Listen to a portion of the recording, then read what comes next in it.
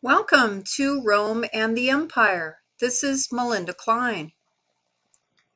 The wars of conquest during the 1st and 2nd century BC created problems for the Romans, and it was starting to show.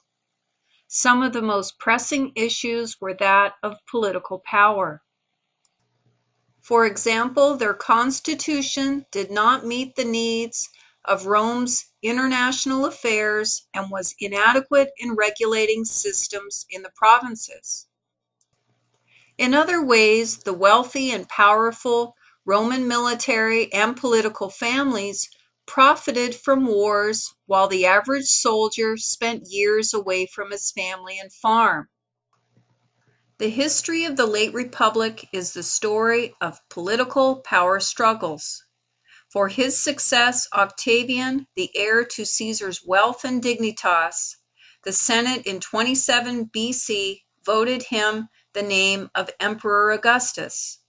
This honorary title bestowed on Augustus started Rome's tradition in choosing a successor based on heredity, until its fall to the German invaders in 410 and its ultimate demise by 476 AD.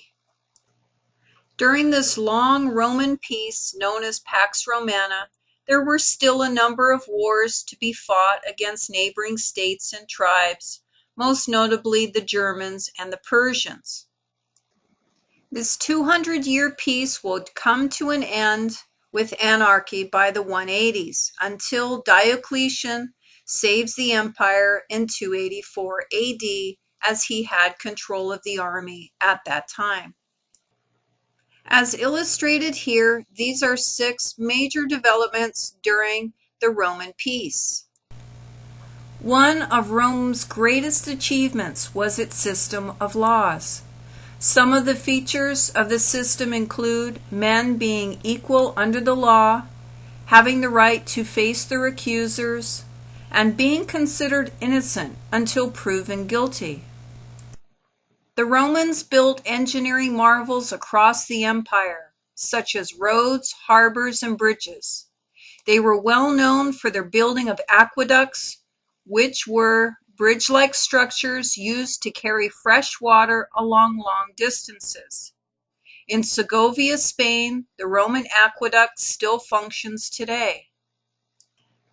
The Roman Empire, for about 150 years until 180 AD, led a time of imperial peace to include Britain, Spain, North Africa, and parts of India. Technology boomed, and many buildings and types of infrastructure spread Roman ideas and politics far and wide.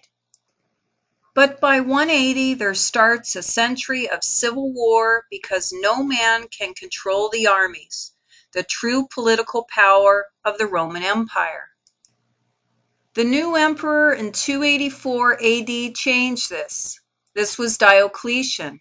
He gave Rome 21 years of peace, and Diocletian saved the Roman Empire. These 3 emperors ruled the empire very differently from one another. Caesar, known to modern historians as Octavian, now Augustus from 27 BC, was one of the most important Roman emperors. Through this, he downplayed his position by preferring to be called the first citizen. While Augustus Caesar created civil reforms and was loved by many, Nero, the 5th and last emperor of the Julian-Claudian dynasty, was widely believed to be genuinely insane, and there is no shortage of evidence to back up this claim. Whereas Emperor Nero is remembered as a tyrant and an abuser, Hadrian, as we know him in English, was the 3rd of the 5 good emperors. Unlike Nero, who spent his time in Rome, Hadrian spent his time in office securing the borderlands against the Germans and the Celtic tribes in Britannia. While Julius Caesar invaded Britain in 55, It would be Roman Emperor Claudius I that initiated the systematic conquest of Britain in 43 AD. By 60 AD, Celtic tribes rebelled. One of these rebellions was led by Boudicca of the Iceni Celts, destroying Roman military headquarters in London, and then routed out the Roman legion and was successful for a while. While the peoples of Britannia claim back their heritage to the fall of Troy, Hadrian's Wall, up in the north of England, establishes the northernmost Roman boundary. After Diocletian retired in 305 AD, several men fought for political power. In 312, there was a final war to end all battles and the question of succession. This led Constantine I as the new emperor. At this battle, Constantine would go through a personal experience in which he would become a Christian. After winning this political power struggle in the name of the one true God of Christianity, the next year in 1313, Constantine established religious freedom throughout the Roman Empire. If anything, the Romans had a practical attitude to religion, as to most things, which perhaps explains why they themselves had difficulty in taking to the idea of a single, all-seeing, all-powerful God. Rome's authorities hesitated for a long time over how to deal with this new cult, Christianity.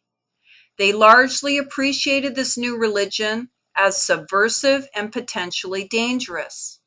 The persecution of Christians in the arena began with Nero's bloody repression of 64. The great persecutions of 165 to 180 AD include Christians being thrown to the lions as part of the spectator sport in the arena.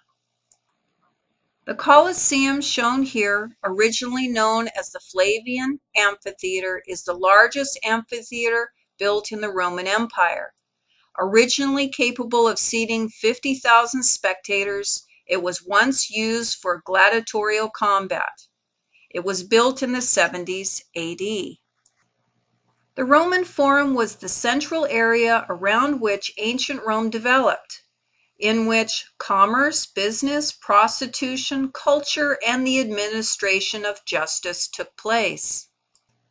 Roman technology is best understood in conjunction with Greek architectural traditions of harnessing water power over vast distances to support large populations.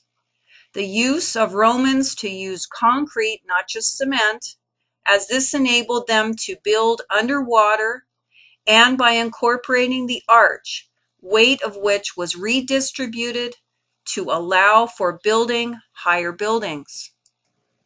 Romans are best remembered for their public baths, city toilets, fresh water systems, and sanitation that took away the waste from the city, and their magnificent architectural feats. By 376 AD, German barbarians who attacked the Roman Empire periodically are now in Italy all the time. This German tribe, the Visigoths, defeated Rome as they could not, by 410, be stopped by the Roman armies who were primarily foreign soldiers from the hinterlands. By 410 AD, the Visigoths captured Rome, the first time in 800 years since the Etruscans held power. Now foreigners ruled Rome. By 476 AD, the Roman Empire ceases to exist, and Italy becomes an independent German kingdom run by the Visigoths and later the Ostrogoths, who value Roman and Greek traditions.